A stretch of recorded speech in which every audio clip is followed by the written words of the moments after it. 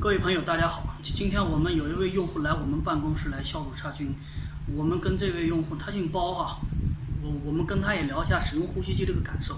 哎，小包啊，能谈一下就是你没带呼吸机的情况是怎么样？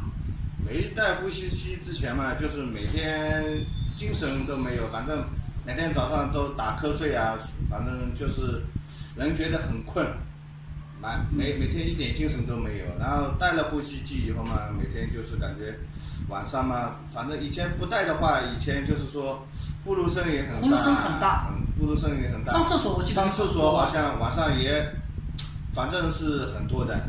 现在的戴上以后，戴上的第一天开始就感觉很好，然后是现在，戴着的话，一戴这个面罩基本上晚上可以说是基本上不上厕所的。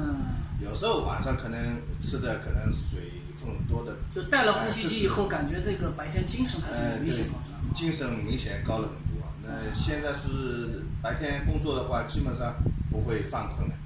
犯困是不大犯困，上厕所也少多了。上厕所基本上。我印象中以前好像上厕所还挺讨厌的。原来的话，基本上每天晚上都要上好几次。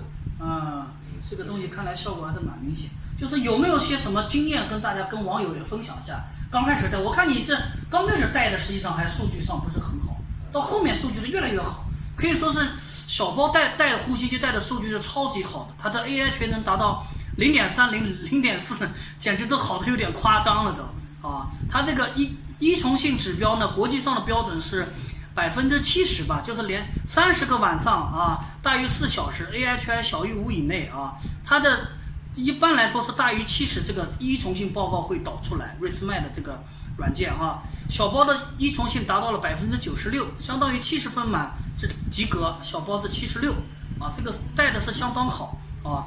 应该就刚开始带，我觉得数据还有点偏高。刚开始的可能一开始也不习惯，可能有时候晚上会张嘴啊什么的，后来就慢慢习惯了，嘴巴也不张了，那就可能数据可能都好了吧。我觉得数据是在我们这么多用户中，我觉得算是200来号用户中算是相当好的啊。我自己这个呢，一个呢，我觉得数据好的原因呢有几个方面，一个呢，就是包先生这个鼻功能啊，可以说是完美。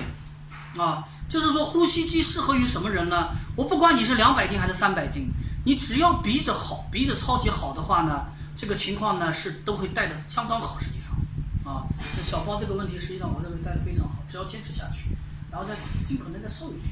对。适当多运动就好了。好了。如果假如说能瘦的话，可能会更好一点，对吧？